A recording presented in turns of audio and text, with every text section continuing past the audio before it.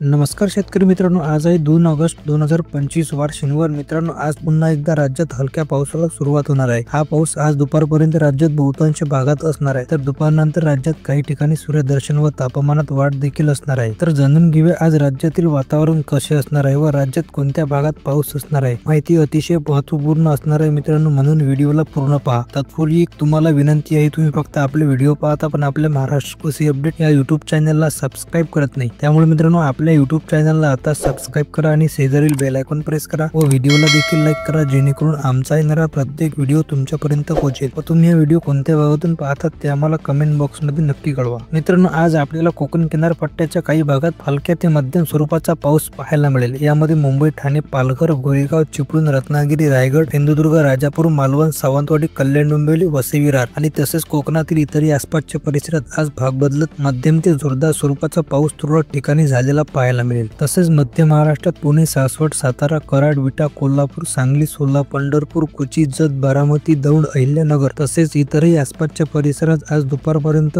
ठिकठिकाणी हलक्या पावसाची शक्यता आज असणार आहे. मात्र दुपारनंतर यातील काही भागात सूर्यदर्शन देखील पाहायला मिळेल. त्याचप्रमाणे उत्तर महाराष्ट्र खानदेशच्या भागात पाहायचे झाल्यास तर यामध्ये नाशिक, त्र्यंबक, इगतपुरी, मालेगाव, नंदुरबार, धुळे, जळगाव, चाळीसगाव, मनमाड, भुसावळ तसेच संपूर्ण खानदेशच्या परिसरात आज आपल्याला ढगाळ वातावरण पाहायला मिळेल. तर येथील काही परिसरात हलका पाऊस भाग बदलत होऊ शकतो. मात्र यामध्ये सर्वाधिक पाऊस नाशिक, इगतपुरी या परिसरात झालेला पाहायला मिळेल. त्याचप्रमाणे मराठवाड्यात पाहिले असता मराठवाड्यामध्ये आपल्याला आजच्या दरम्यान कुठेही मोठा पाऊस पाहायला मिळणार नाही. मात्र संपूर्ण ढगाळ वातावरण असेल व दुपारपर्यंत तापमानात वाढ देखील होणार आहे. यामध्ये छत्रपती संभाजीनगर, जालना, हिंगोली, परभणी, नांदेड, बीड, लातूर, धाराशिव, माजलगाव, गेवराई, सिल्लोड, वैजापूर या संपूर्ण आसपासच्या परिसराचा समावेश झालेला आहे. मित्रांनो, यामध्ये जिल्ह्याचा उल्लेख झाला म्हणजे त्या भागातील आसपासच्या परिसराचा देखील या समावेश झालेला आहे. व वातावरणात वेळोवेळी बदल होत असतो, त्यासाठी वेळोवेळी अपडेट घेणे महत्वाचे आहे. तसेच विदर्भात आपल्याला कुठेही पाऊस पाहायला मिळणार नाही. मात्र बहुतांश भागात दुपारपर्यंत ढगाळ वातावरण असेल तर दुपारनंतर सूर्यदर्शन देखील राहणार आहे. यामध्ये अकोला, अमरावती, बुलढाणा, खामगाव, यवतमाळ, वर्धा, हिंगणघाट, नागपूर, चंद्रपूर, भंडारा, गोंदिया. मात्र अकोला, बुलढाणा यातील काही परिसरात भाग बदलत हलका पाऊस होऊ शकतो. मित्रांनो, एकंदरीत पाहायचं झालं तर राज्यात सध्या तरी मोठा पाऊस आपल्याला पाहायला मिळणार नाही. मात्र 9 ऑगस्ट ते 10 ऑगस्ट नंतर आपल्याला राज्यात झड स्वरूपाचा मुसळधार पाऊस झालेला पाहायला मिळेल. मित्रांनो, ही पावसाची उघडीप शेतकऱ्यासाठी वरदान ठरणार आहे. शेतकऱ्यांना आपल्या शेतीची कामे पूर्ण करता येतील. तर मित्रांनो, ही होती आजची हवामानाबद्दल छोटीशी अपडेट. ही अपडेट आपल्यासोबत इतरांना देखील नक्की शेअर करा आणि व्हिडिओ आवडल्यास व्हिडिओला लाईक करा, चॅनलला सबस्क्राईब करा.